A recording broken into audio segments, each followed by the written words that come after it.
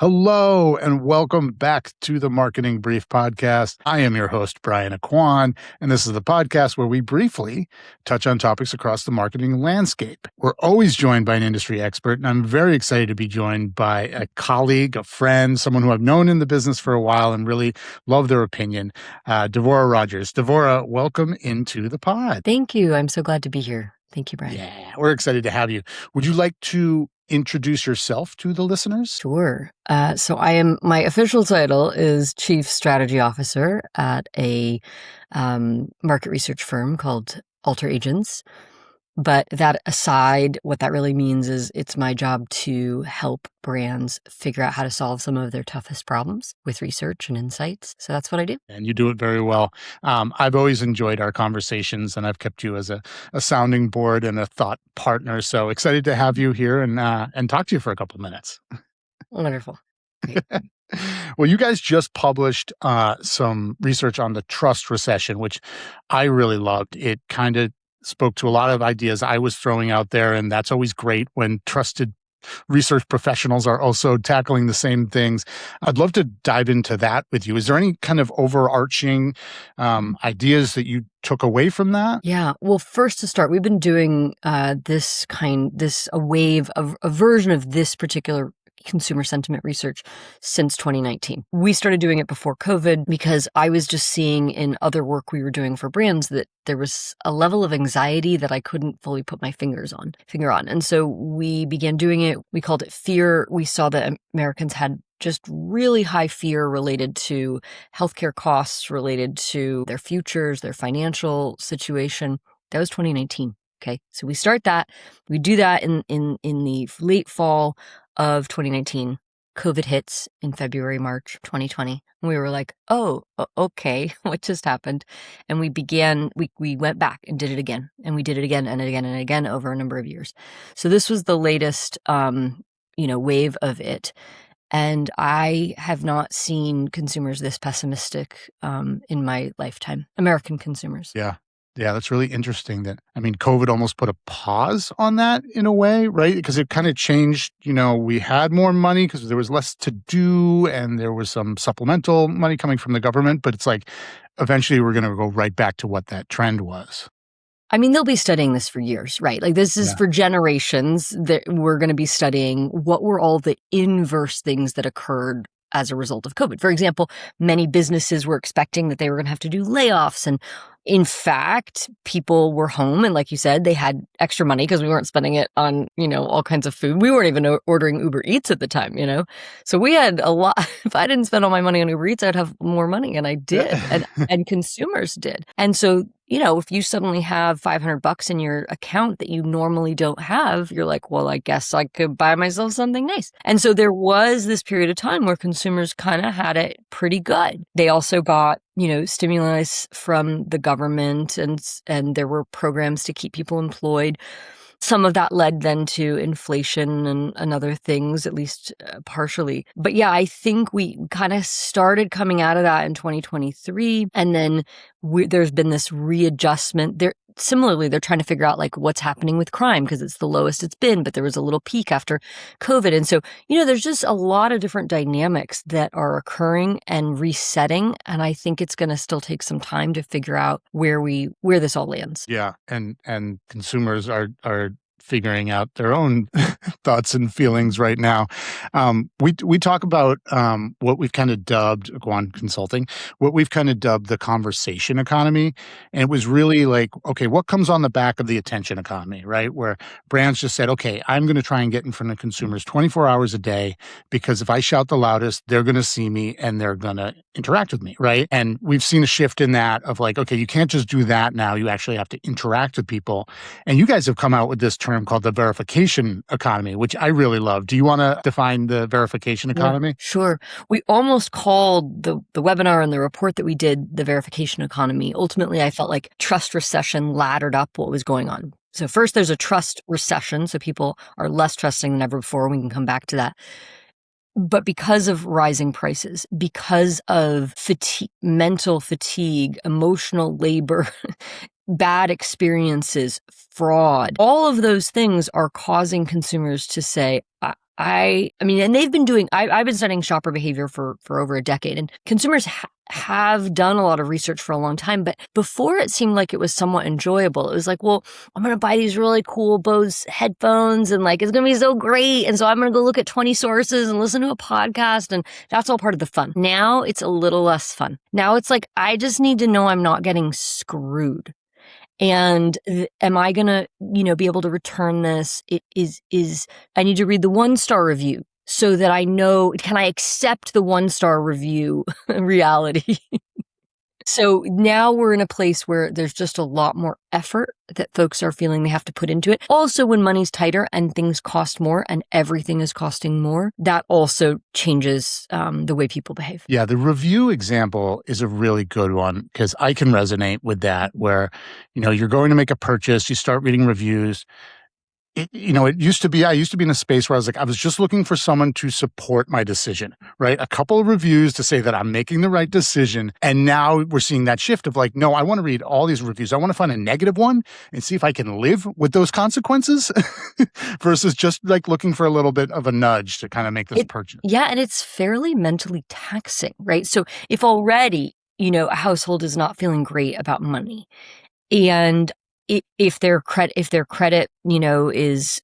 having, higher credit, like they're having more that they're keeping on their credit cards, lower savings, inherently buying's not as fun. And then if that product is more money than it used to be, sometimes by several, I bought a cucumber the other day, it was $4, a freaking cucumber.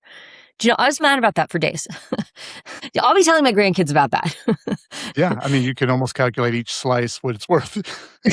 Right. And then when my daughter is like, half of this is like not so great. And then I was like, okay, that's $2 I just threw away. Great. Okay. So yeah, it's changing I think the enjoyment that we saw for a number of years. And I do think that brands are going to have to think about what we said is that it was built to optimize, right? The system was built to optimize. Hey, we're going to give you the best choices. It's going to be so great. And retail media has exploded and is doing some incredible things. And yet now it's like Macy's and Walmart, you have an endless infinite scroll. So now it's like even harder to make a decision. So I think that we're just getting to a place where brands are going to have to kind of pause and go, okay, overwhelm is happening. People are feeling really stretched, financially thin. What is the way that we can improve upon this experience? Maybe we over-optimized and created a maze instead of the perfect shopping experience. And now I'm a little mouse running around the maze going like, I just want to get, a air purifier or a shoe rack at $30, Yeah. But in this economy, like where value is important, right? You want to do all that work to make sure that your dollars are going to an experience or a product, and that you'll get the most out of it. I think what's interesting too is on the media side, like measuring, what vehicles work. Word of mouth has always been really, really strong, but that peer-to-peer messaging, right, that comes from a quote unquote influencer, and I think the rise of micro influencers is really interested in this too, right? It doesn't have to be Kim Kardashian, right? It's somebody who's it's somebody in your circles that has that cachet or is an influencer to you. And that has become the way that marketers want to bring their message to consumers because it's more trusting, right? It's someone you see, it's someone you trust, it's someone you chose to follow, and now you believe them when they tell you this is a good purchase. Yeah, the creator, we've done some work on the creator economy with brands like Whaler. Whaler is a creator marketing firm. They represent creators and bring them into the marketplace. And so we did a large study with them last year. And I got to talk with like a dozen creators about their work. We got to talk with consumers. I feel I've read some articles like, is it the end of the creator economy? I don't know. I don't see that. Maybe there's a way in which it's saturated or whatever, but I think that creators have become the new, one that my colleague Gaz says is the new brand director for sure. They are doing that for brands that let them. Absolutely. But I think they're also becoming the new trusted one-to-one. I mean, it's not one-to-one, but the taking the place of, you might have asked a neighbor, and now it's like, if there's a creator that you like and trust, and they say, I really like this product. Oh, someone that I follow on Substack is Charlotte Clymer. And they're a trans activist, political activist, and she's just incredible. And if she says like this brand is amazing, like I'm going to believe her. And I'm just probably not going to do much other research. So they are the shortcut for brands to access, connect. You talked on a prior episode about authenticity. They are authentic. The best ones are. So I don't see a scenario where brands are going to stop using creators in so long as we have social media, and I just don't think that that's going to happen. Yeah. We talk a lot about authenticity. I mean, it's always been important when trying to talk to consumers. I think it's so much more important now. The world is increasingly inauthentic. And as you guys have labeled, we're in a trust recession. So consumers are trying to figure out what's real, right? What can I trust? I think influencers, peer-to-peer, word of mouth are always things that are going to get cut through. But you guys also made the point that this value economy or consumer seeking value is here to stay, right? It's not just a blip that's going to be here for a year and then gone. Are there other ways that marketers can try to cut through in this time when consumers are seeking value? Yeah, it's a good question. And, it's always dangerous to make predictions in the world that we live in. But we felt pretty strongly that this is here for a number of years. Like, I'll just give you, I'll come back to your question in just a second. But for a number of years, quality and function, as Americans had more money, they were more focused on the quality of an item or its functionality. That has slipped back down to number 2. Price was number 1 for years and years. And then we just had this blip where like people had a little bit more money, salaries were increasing. And so the quality of the item thumped up to the top. Now we're back to price. And now I lost the question. I knew I was going to do that. Well, are there other ways that marketers can cut through? Right? We talked about word of mouth and kind of peer-to-peer messaging. So I think the first thing is marketers have to acknowledge what's going on. And I'm not sure that they are. Like, I think we've seen a lot of like vibe session. It's not really a recession. It's just like, it just feels like one. Yeah. I guess that's true because the stock market's still climbing, but whatever, like maybe our definition of recession is outdated. People feel crunch right now. And so I think that brands have to just first level set. Okay, now we're in a different place. What does that mean? What can we do? Are our products priced correctly? Do we have opportunities to create multi-packs or create solutions?